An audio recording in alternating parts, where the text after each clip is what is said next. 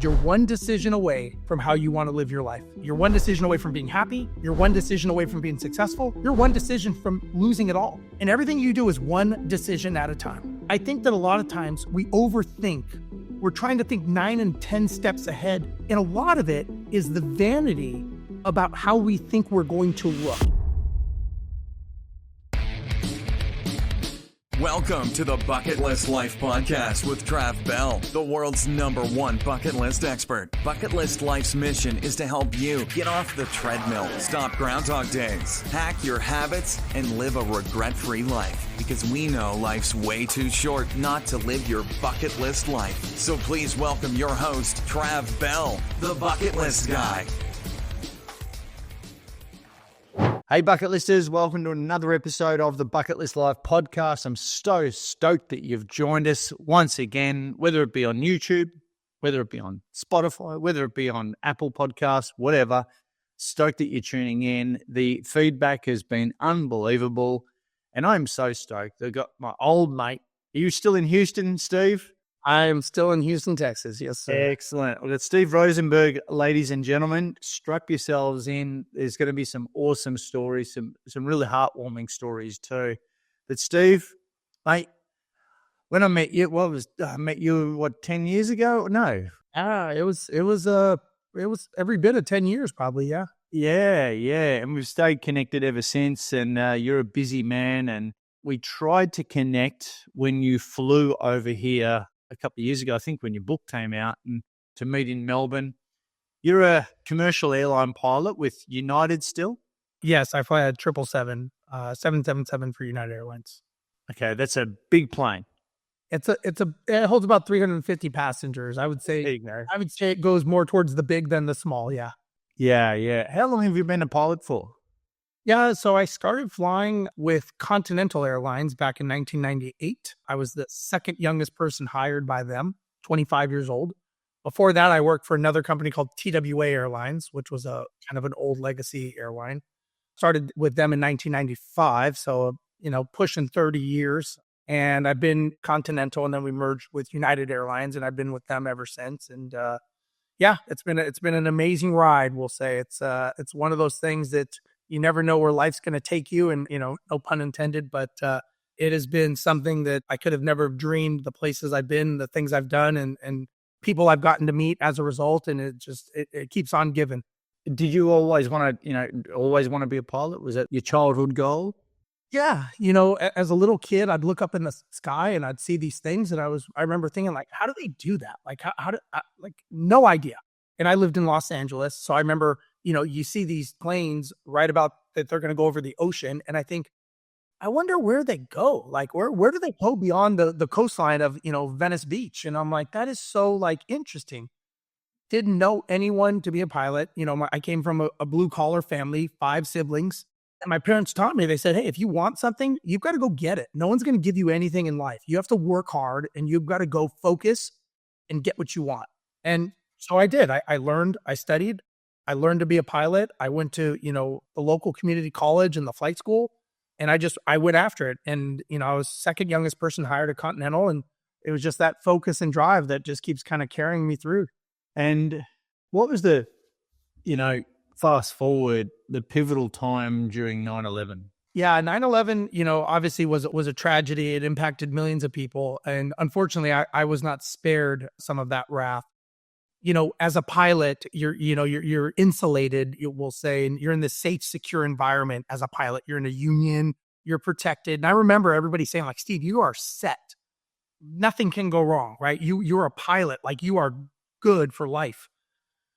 That was true until 9/11. 2 days after the towers fell, I was called into the office, and basically they said, hey, Steve, you're a good pilot. We think you're great attitude, but that safe and that secure job that you thought you had, it was never safe and it was never secure. And now you're about to be on the street with 50,000 other pilots. So good luck to you.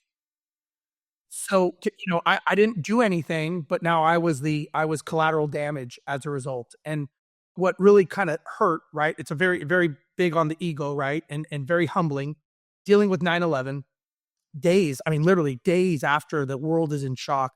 And I'm sitting there thinking, I really don't know what else I could do. Like, I don't have any other skill sets because, as my parents said, go get what you want and focus. And that's all I knew how to do was be a pilot. Now I had no other skill sets.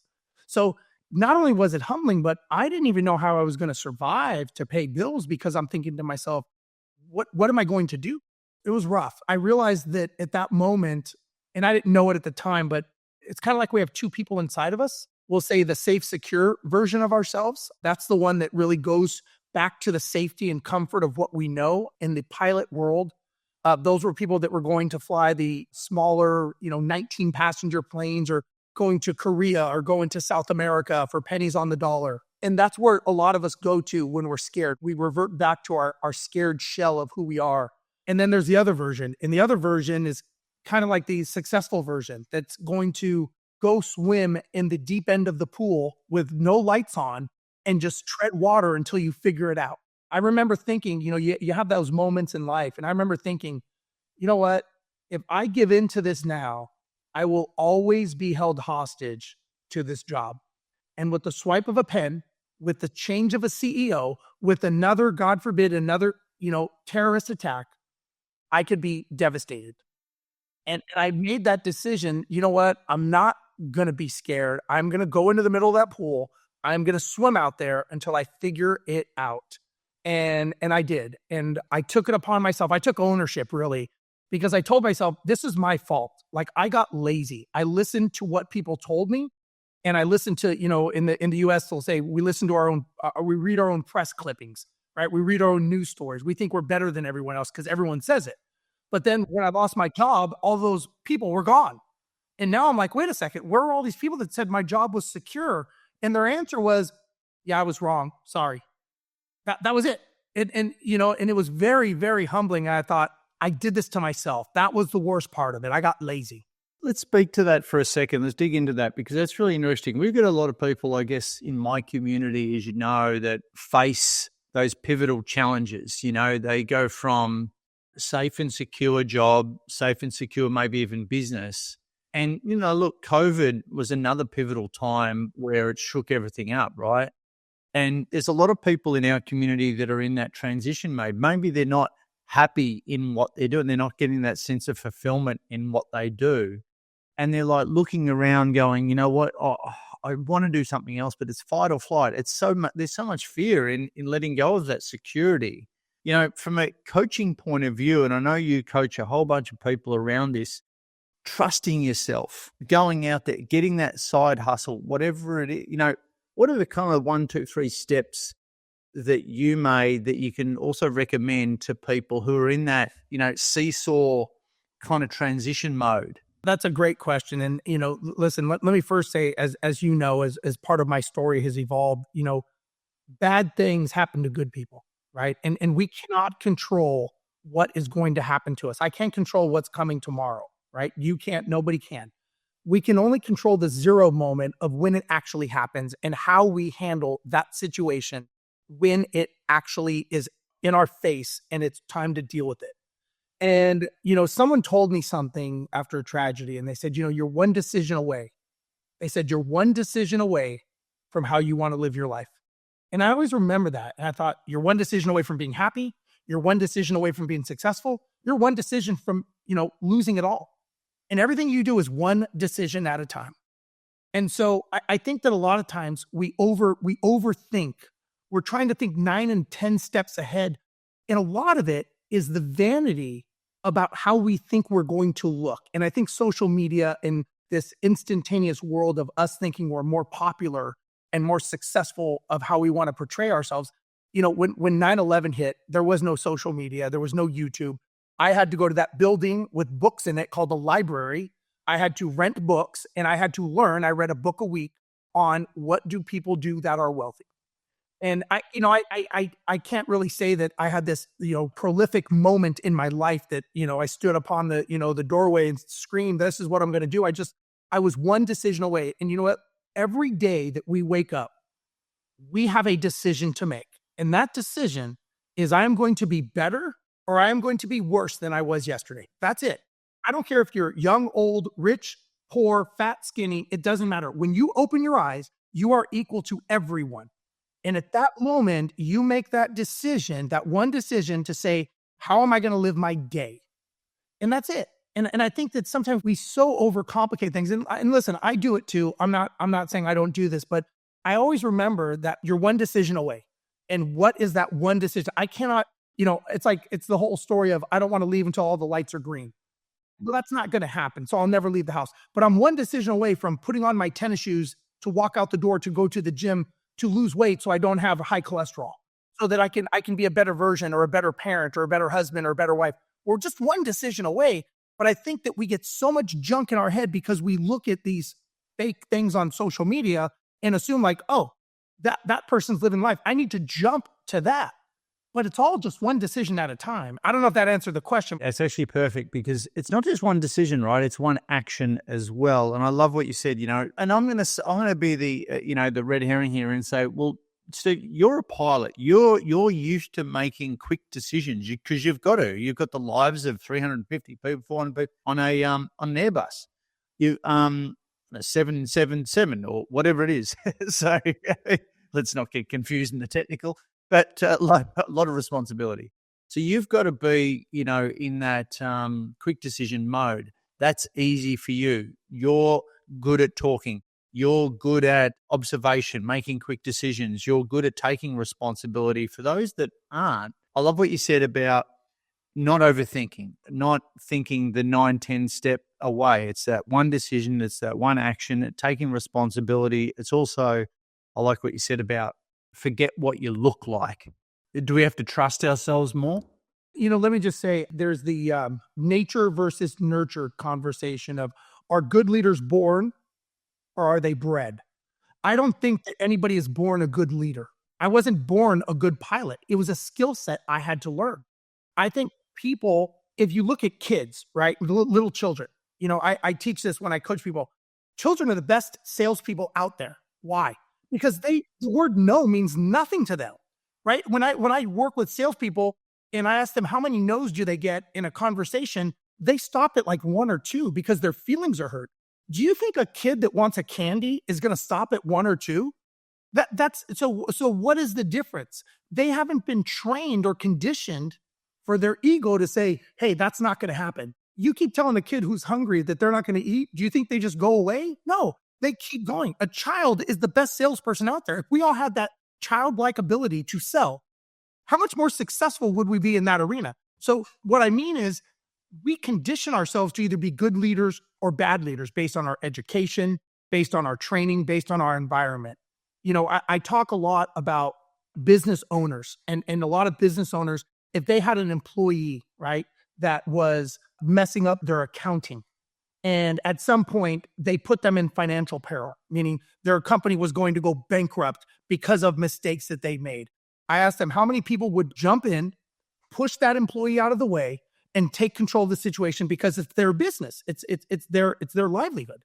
And of course, the majority of people that own businesses will raise their hand. Say, okay, let me ask you a question. If you were on my aircraft and we took off and we had an engine explode on the right-hand side of the plane and you saw flames shooting out the side, would you run up, kick the cockpit door down and pull me out of my seat? Because now your life is at stake, not your financial life, your real life. I go, I've never, and I've had engine failures, I've had engine losses, I've had a lot of emergencies.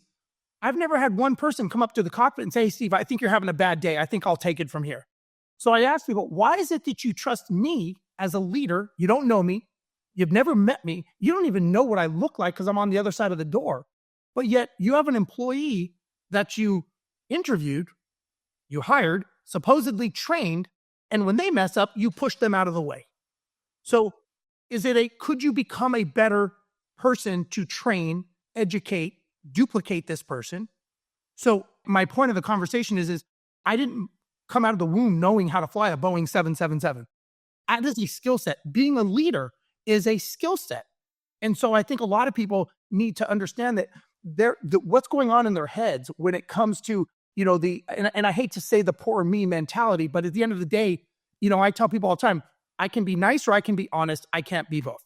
Like, do you just want me to tell you it's okay, pat you on the back and just move you along? Because that's not me. Like, I don't think I'm doing you any good by saying like, hey, Trav, it's okay, man. You should fail more often. It's good for you. That good job. You tried. No, it's somebody has to say it's not okay. Like, no, it's not. When you get up in the morning, when you have a business, right, and you're an entrepreneur, I tell people, heavy is the crown.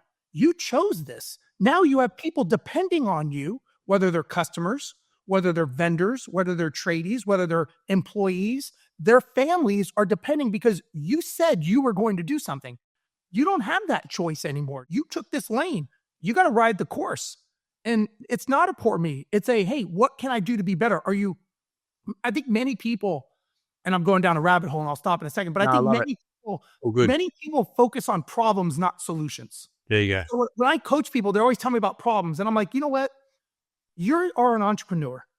You should be lucky that there's a problem for you to solve, because if there's no problem, no transaction will ever happen. If I had a hamburger stand and I got the best spot outside of a buffet restaurant, I'm probably not going to sell any hamburgers. But if I took that same hamburger stand and I put it outside of a rugby match and the rugby match got out, I would probably be the best salesperson. The hamburger didn't change. The environment that I put it in changed. So again, I think that we have to find solutions, not problems. And some people will say like, Steve, if I just get through this problem, I'm going to be okay. And I kind of love, like, do you honestly think there's not another problem behind that problem? Like when you go from 1 million to 10 million in revenue, do you think there's not another problem at 10? You think they're all done at 1? Like your job is to solve problems. You are a solution expert, not a problem finder. So I think it's looking at the lens a little bit differently. But, again, when a lot of people are saying, oh, I'm having some tough luck, and I'll finish with this thing right here, is when COVID was going on, somebody reached out to me for a podcast, and it was an airline pilot podcast. And he said, hey, I don't know who you are, but you are the most highest requested person that we've ever had. Could you come on the show? He says, I don't know your story, but I want to hear it on the show. And I said, sure, absolutely. So I get on the podcast show, and he asks my story, and I tell him my story and starting a business and all that stuff. And he said, well, what's the difference between you today and during COVID and you when 9/11 happened? He said, what's the difference? I said, it's one word. It's action. I said, it's actually 2 words, massive action. I said, I did not care if I was doing things right, wrong, or indifferent. I was moving forward, and I didn't give a shit what walls I was going to drive through. I was just taking massive action to make sure that I was moving forward. And did I make some wrong turns? Absolutely. Did I make some mistakes? 100%. I did not care. It didn't matter to me, because when your back is against the wall and you're in survival mode, all you need to know is action. I didn't care if I looked dumb. It's kind of like, you make a video. Of course, your first one is going to suck, but your 500th or your 1000th, you're going to get a little bit better. I didn't care. And so I think that's the difference, is people have these egos and their pride out there as to how are they going to look. Like, I get people that I'm like, why don't you make more videos? They're like, oh, I don't want to look stupid. I'm like, you have 4 followers. Like, what do you give a shit? Nobody even knows you exist. Yeah, no one's sitting. I always say this too. As you know, I coach a lot of speakers and coaches, and like the whole. I always say imposter syndrome. They've all got it. We've all got it.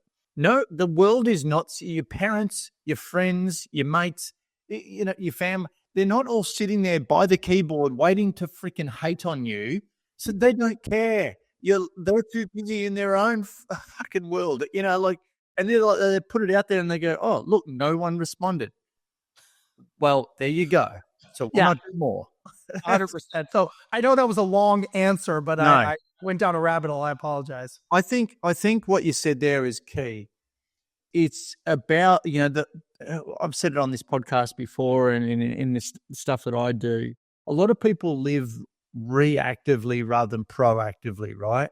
And living proactively is not forcing your agenda on people. It's not about that, but it's about taking responsibility. And this thing that you said about leadership, about self-leadership. Oh, but Trav, I'm not a leader. Steve, I'm not a leader. No, everyone's a leader, whether it be in your job, your career, your business, your family, with your friends. Being more proactive is about self-leadership, right?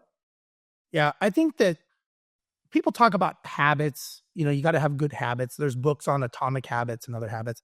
And I think if we took it a step further, well, I do agree we have to have good habits, but I think your habits, you have habits and then you have patterns. But what people don't talk about a lot is your standards. Love that. Your Dig into standards. that. Dig into that. So when you have standards, your standards are basically what, a standard could be is I will not sell drugs to kids. That is a standard that I live by, right? So it's like, what are your standards? What is it that you say this You mean is you sell them to adults? I sell them to adults, but not kids. I've got age with. But it's like it's kind of like, what are your standards for yourself? What are your personal standards? I think that I don't believe in balance. Let's just say I'm not a big believer in a balance. Let's use sorry to jump in there, mate. Let's use the pivot that I wanted to go on. Like, you're a pilot, commercial pilot. You fly internationally. You skip time zones every other day. And you are in, guys, if you're listening to this, go to YouTube right now. Check out Steve. Check out his stuff. He's ripped as fuck. And you're always been in great shape, mate. And this is obviously a standard. It's a priority. And I don't know that many pilots, but I'm tipping that there's a lot of train wrecks out there, right? And you've always got a truckload of energy. You're always in good shape. Let's dovetail that. Sure. So, and it's funny because everybody has a reason why they can't, right? And I'm like, why don't you give me a reason why you can? I don't care why you can't. So I fly with guys, right? I fly to Japan. I fly to Buenos Aires. It's all long haul, 13, 14 hours. I used to do Sydney, Australia from Houston, Texas. I was 17 and a half hours. Do you know the first thing I did when I landed? I changed clothes. I walked down the street and I went to the gym. And people are like, Ian, I don't know how you do it. And I said, that's funny because I don't know how you don't. I don't know how you had that. Have you always had that habit as a pilot? I've had that habit since I was 11 years old. And, my thing is these are my standards. And, it's funny because they always give me a reason. Well, this or that. And I'm like, well, it's funny. Do you have a second body somewhere like in your closet that you get to use? Like, is it like when this one is done and you have diabetes and high blood pressure and all, like, do you have a second one that you get to go grab? Because I only have one. And as a matter of fact, we actually have to take a flight physical every 6 months to make sure that we are in shape. Now, do you have to be as extreme as me? No. But again, this is just my standards. I fly all day long. First thing I do is I go to the gym. Now, I bring my own food with me when I fly. Yeah, give me, because as a speaker, give me your travel hacks. This has just got personal. Yeah. So when I fly, I always have a backpack with me. And in that backpack is an igloo. I pre-prep my meals for the week.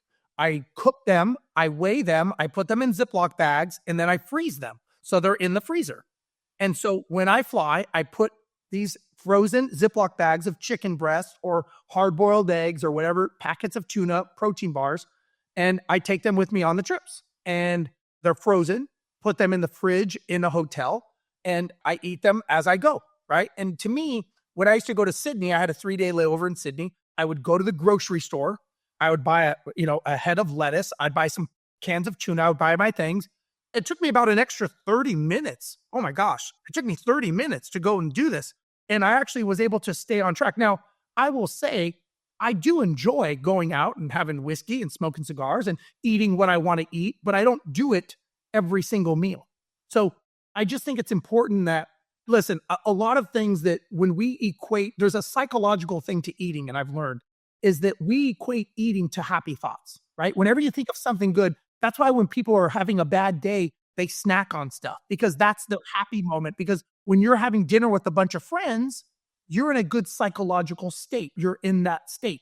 So to get yourself in that state, you think, I'm going to go out and have dinner with friends, and that's going to get me into a good state. And so that's where we actually we are trained psychologically to equate a meal with being happy. And so that's where the term happy meal came from. But anyways, so I choose to say, you know what, I will still go out with you guys, but I'm going to eat. I'm either going to bring my food or I will eat before, or I will eat after. I'll sit there, drink whiskey, drink for drink with you. I will smoke cigars. I love it. But I also know I have standards. And you know what? The next morning at 4 a.m. or 5 a.m. or 3 a.m, I will set my alarm. I will wake up and I will go and I will do what I have to do because my standards. So I just bring my food. It is so easy. It's kind of like going to the gym, right? We have triggers, right? So, for example, a trigger could be having your gym shoes at your front door, right? And that's your trigger to say, oh, I got to go to the gym. I don't know anyone that would get dressed, get in their car, drive to the gym, open the front door and go, yeah, I'm not going today. You're already down that rabbit hole. So you're already going to the gym. It's the same thing with the meals. If you pack your meals, right? If you cook them, pack them, which takes probably about an hour to prep, put them in the igloo, put the igloo in the backpack. I have protein bars. I have protein powders with me. It is just really, it's not hard. I've got a very good friend of mine. His name's Lee Labrada, right? He was a professional Olympia bodybuilder back in the 80s and 90s. He's 63 years old.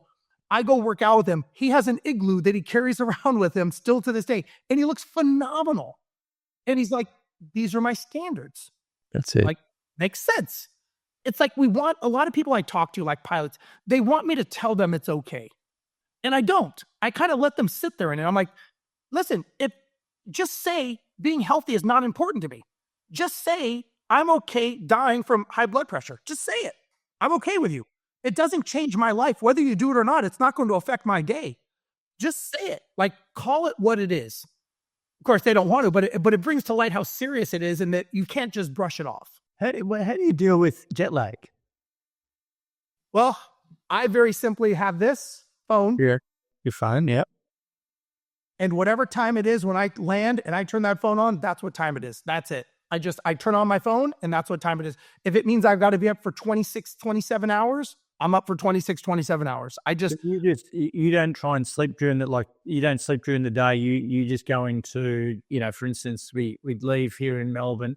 I still don't understand how I still don't understand how we just miss a day when you fly from the US to Australia and a day just disappears off the clock and you never see that day. It just baffles me. Anyway, we'll get to that later. But so let's say leave Melbourne, land in LA, pretty much I'll leave at 9 and get there at 9 in the morning. And so you'll stay up all day and then go to sleep at night. That's what most pilots do. That's kind of what we do. We just push through it. Now, if you want to take like a 1 hour nap just to recharge yourself, that's kind of dangerous because I've done that before and you wake up and now it's like 6 o'clock at night and you're like, oh my God. Yeah. Now you're going to be a million times. Right? Or 3 a.m. and it's like, I'm wide awake. Yeah. The best thing that I could tell you from my experience of traveling, crossing date lines and time zones, wherever you land, turn your phone on and that's what time it is. And just don't overthink it. Just go with it, Love that. And last one. I love that. And I've been doing that recently. What about hydration and like melatonin? I don't take melatonin, but I drink a lot of water. When you do a transcontinental flight, so let's say from LA to New York, or you were going to go from, let's say, Sydney to Perth, you need, just to stay equal, you need about 2 1-liter bottles. So you need about 2 liters of bottle water just to stay even with the amount that you've lost. They say there's more moisture in the Sahara Desert than there is on an airplane. Oh, God, really? Yeah, so you are very, very that's why people get so bloated. That's why you feel so swollen. And on top of that, the food that they put in the airplanes, your taste buds go a little bit numb, so they salt them. The food on airplanes has more salt in them to give it the flavor. So not only are you dehydrated, now you're taking salt in your meals, so now you're even more swollen. So that's why people say like, oh, my ankles are swollen. Well, it has to do with the altitude, and then it could have to do with dehydration. And then on top of that, having more sodium in your diet. So, oh my God, that's blowing my mind. So we're going to get back on a business in a sec, mate. This is just completely personal between you and me. So listener, if you're getting something out of this, great.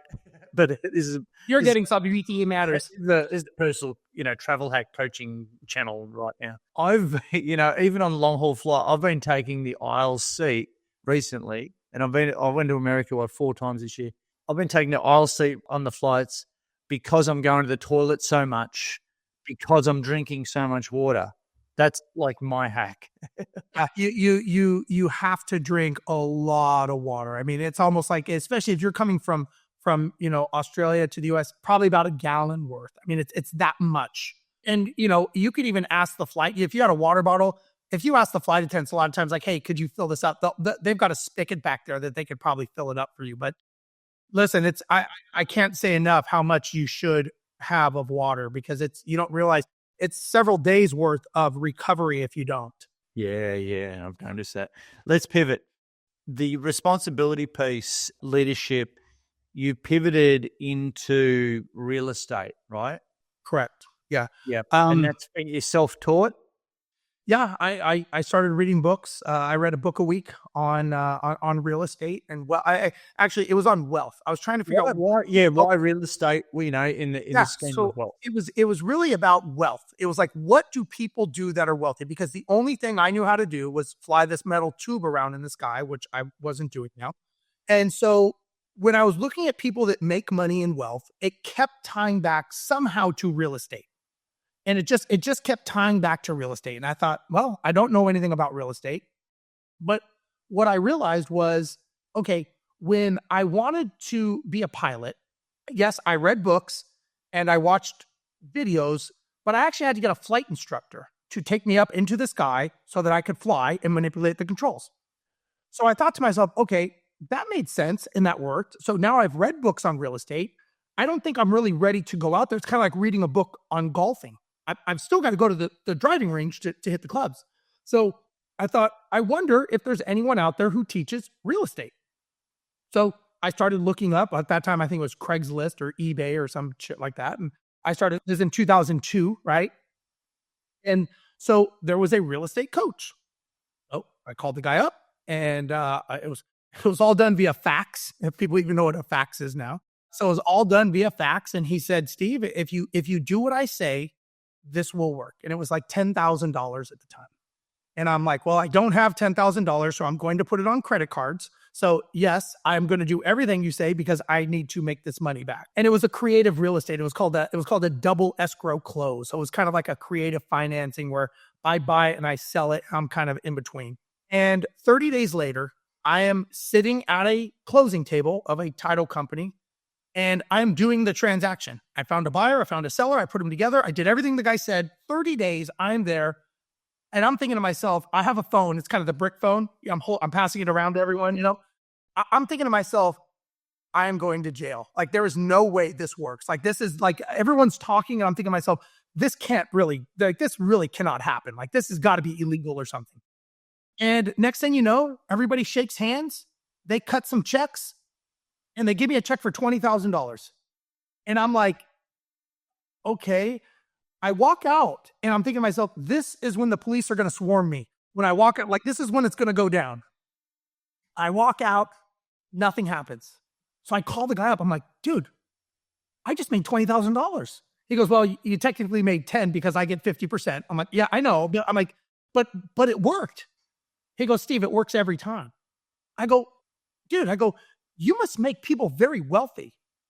And he goes, sadly, you're one of the few people that actually got it across the goal line.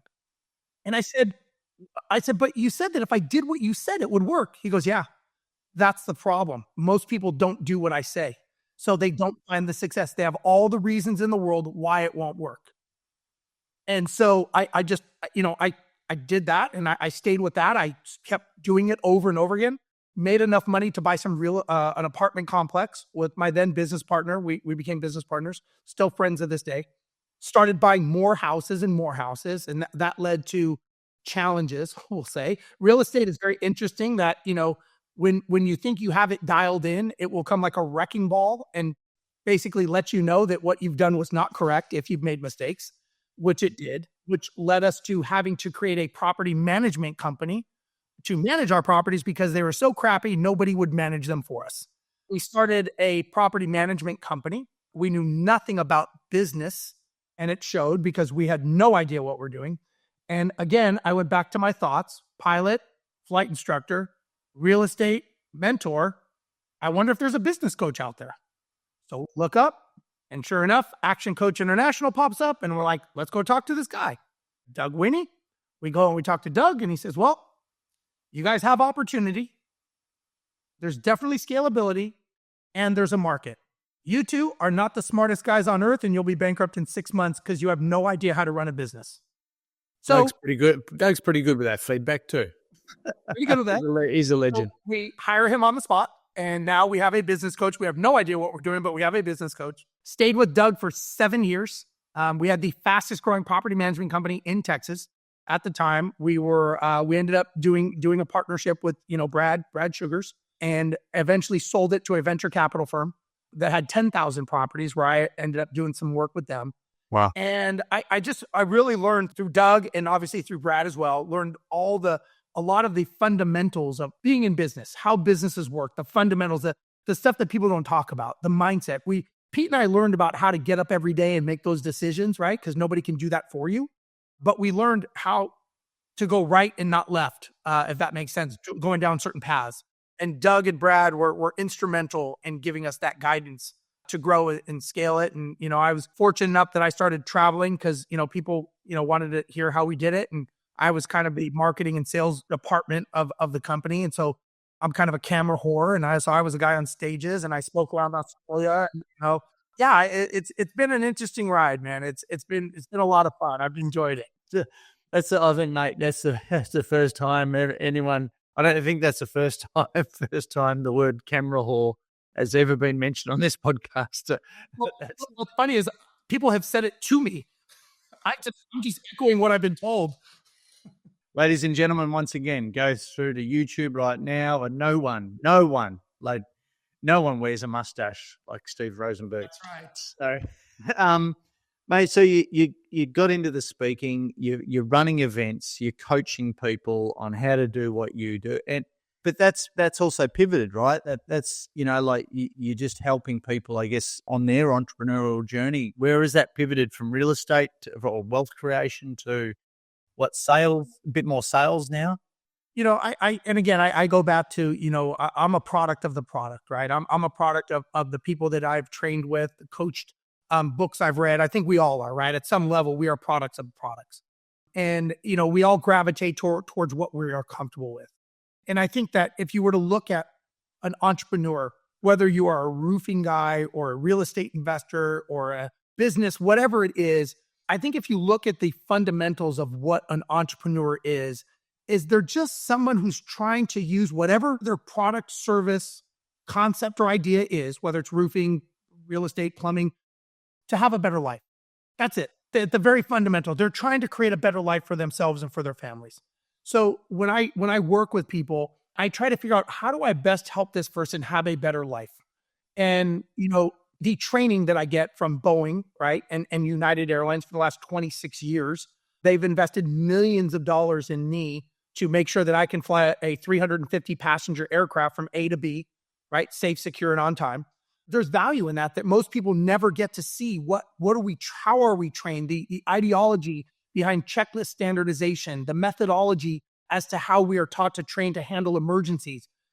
Having an engine catch on fire. Everyone in business is going to have their own engine fire at some point if they haven't already. But the way we are trained to handle it and the way they are trained or the way they handle it is totally different.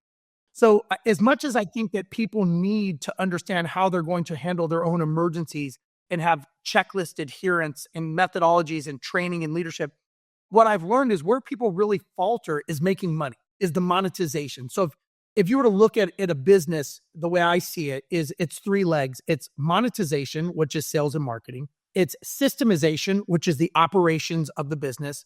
And then it's duplication. How you duplicate yourself, how you duplicate your employees into multiple markets, multiple cities, or multiple products. Duplication is where scale happens. That's where it's done. But most people, if you look at that three-legged stool, you need all three legs, right? You can't not have one of those legs. But the challenge is if you don't have the first leg, right? If nobody even knows you exist, does it matter? And so because they don't even think about that, they think about, I'm going to create the best widget and the best system for the widget. You got to get attention. You got to get attention. Obscurity is your biggest challenge. The best known beats the best all day long. McDonald's has proven that over and over again. So if you think about that, are they ever going to have the life that they want to have for their families? I would say probably not. I have a skill set that is good to a degree to help people understand who is their target, who are they going after, how do they help, are they actually solving a problem for their clients? Are you solutions? Are you coming to them with a solution? Because if not, no transaction will happen. So I help a lot of owners think about the mindset that they have to become this person to grow that business. And so, it's not how hard you work, it's who you have to become. It's the whole, B times do equal have equation. So that's what I do now. And it's very fortunate. I get to speak all over different parts of the world, definitely all over the United States, to all different industries, all different walks of life. I've been fortunate enough to speak in Australia several times. It's one of those things that every single person I talk to and people that I coach come from so many different industries. And at the end of the day, what is it we all have in common? We're entrepreneurs and we want a better life. That dash in the middle about what it is we're selling, nobody gives a shit. Nobody cares. Have the better life, because sometimes we get so focused on what we're doing, we forget why we're doing it. And the family and loved ones and the memories we're trying to create never happen because we get caught up busy being busy. Yeah, and I think, look, mate, you're spot on. I love the parallels between, the training and the operations, the thinking, the mindset of being a pilot and how that directly correlates to running a business. I love that. And so many analogies would fit. Jet, your son, I know we sort of discussed briefly about that tragedy. Speak to me about what happened and what's happened since. Yeah. So Jet was 19 years old. It was about a year and a half ago. Passed away on a motorcycle. Sadly, he was doing what he and I loved doing together, which was riding motorcycles. He was, wasn't doing anything wrong, was just going through an intersection on his lunch break, and he got struck down, passed away on the scene. And, at 19 years old, the kid traveled to 20 countries, right? You talk a lot about the bucket list. He lived an amazing life. He bungee jumped in New Zealand, diving with sharks in Palau in the South Pacific, went to Guam, camels in Dubai. I mean, the kid lived an extraordinary life, probably lived 3 lives over than most people. At 19 years old, he bought his first rental property at 14, second degree black belt. I mean, the kid he was that kid. And I think about the only reason I was able to create these memories with him is because I was fortunate enough, obviously, to be a pilot and to have businesses that were running without me so that I could remember to go do these things. And, I bring this up to people because sometimes as entrepreneurs, we can be very selfish. And when I say this, I say it respectfully, but we always say one day. And unfortunately, if you ever, and I hope it never happens to anyone listening or watching, but if you ever get a knock on the door at 10:30 at night, like my wife and I did, all those memories that you thought you were going to make will never happen. And the ones that you've made stop right there. It is, to say horrible would be an understatement, as you can imagine. It's nothing. It's every parent, father, it's your worst nightmare. It's the problem that you can never solve. You could you could think of everything possible. Or we could think of this was just his time, like we all have a set time. And did I do the best job as a parent that I could in providing the most possible things? And I just think it's important to think about, again, it just goes back to how do I help more people? My wife and I created a scholarship foundation for high school kids that want to go into the trades, meaning welding, mechanic school. He was a welder, all the trades that we need, plumbing, air conditioning. So we have a scholarship that helps these kids that can't afford it to be able to afford to go to school, to better their lives, to change their lives. And I just think it's part of being selfless and not selfish. And, I just think it's one of those things that as we want to become better versions of ourselves, ask yourself, like, am I really being a better version? Am I really doing what I need to do to be a better person for my family? And listen, we can all have these doubts and we can all have these things, and it sucks. There's nothing remotely. I mean, it's he was our only child. Can't even reconcile. I can't even. I got two. This hits home because I got two 17, nearly 18-year-old twin boys, and I can't even reconcile what that would be like, mate. I wish. I remember. I had a friend of mine who lost his son, and he said, "Man," he goes, the first year, you're going to go through all the firsts," and he said, "It is going to be horrible. The first birthday, first Christmas, first New Year's, first everything. And I'm like, I'm just like thinking to myself, like, okay, like I know. And he goes, the second year is worse. And I'm like, what? And I'm in the second year at this moment. And I'm like, what do you mean? He goes, because now it's concrete. And now and everyone moves on with their life and you are still stuck picking up the pieces. And that has been very, very true. And I just can't, I tell people all the time, like when he and I were riding motorcycles together and I could look in the mirror and he'd be like right kind of beside me. And I thought to myself, how freaking cool is this? Like I'm riding motorcycles with my son. I love it. He loves it. And I remembered that memory was free. It didn't cost me anything except my time. And that's the one thing that we don't give our kids, right? We're not present, right? We have our phones. We're doing this. We're doing that. We're saying, oh yeah, in a minute. Listen, and I'm guilty of this as well, but I'm sure that we would all give back our phones or whatever it is to have that moment with our children if we knew, right, that could be the last day we see them, It's horrible. It is tough. But, a lot of people have seen my journey and I'm very vocal about, my tragedy and I don't hide it. I'm not this tough guy.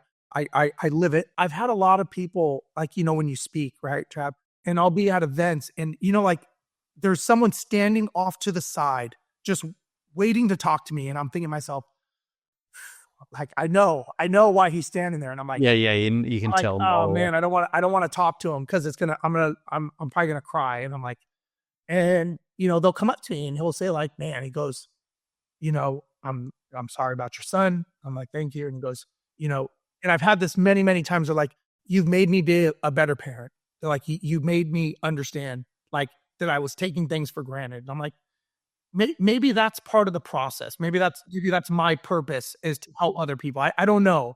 Trying to put a spin again, like I said, bad things happen to good people, right? It's how we deal with the moment. And I'm trying to live that way. You've got to find something. And I think, I learned it from Brad, our mutual friend, Brad Sugars, and, kids spell love, T-I-M-E. Yeah. So attention, Look, mate, we've got to wrap things up on that's. Thanks so much for sharing that, mate. And I know we've got a bunch of contact information that we're going to be putting in the show notes, and I really appreciate it. Your journey is so inspiring, and how you've you've pivoted, how you've dealt with Jet. I can't even fucking reconcile that. But mate, how thanks. Also, there's so many fucking gold nuggets in all of that, mate. How can people connect with you? Obviously any of the social media channels I'm on, and if you reach out to me, I do answer. You can go to my website, Steve Rozenberg, Rozenberg, steverozenberg.com. Instagram, it's Rozenberg Steve. Facebook, Steve Rozenberg. Like you said, YouTube. If you plug my name in, you will find me somewhere, somehow. And listen, sometimes people just want someone to talk to. Maybe they have something that they're struggling with. I am very approachable. I'm not this guru that's unapproachable or I'm a normal person. Like I cry and I bleed like everybody else. And, I'm not immune to tragedies, as I just said. And I think more of us need to be more real and more realistic and more open, because that's how life should be. Life's about relationships. It's not about walling myself off from other people. So I do appreciate you giving me the time. And I hope that, I hope I was able to touch on enough subjects that makes people, my whole thing is I want people to walk away from these podcasts going, you know what? What if I changed some things in my life? What if I did something different? Yeah, well, there's certainly a lot of hints and tips and room for thinking after this conversation, mate. So once again, thanks so much for your time, for jumping on the Bucket List Life podcast. Guys, all of those links will be in the show notes. Thanks so much for once again tuning into the Bucket List Life podcast. Follow Steve, get around him. He's a good man. And again, follow, love heart, like, subscribe, review, watch it, share with your mates. You know what to do. Until next time. Thanks, guys. Thanks so much for listening to the Bucket List Life podcast with the world's #1 bucket list expert, Trav Bell. For more great content, go to www.thebucketlistguy.com. We'll see you next time.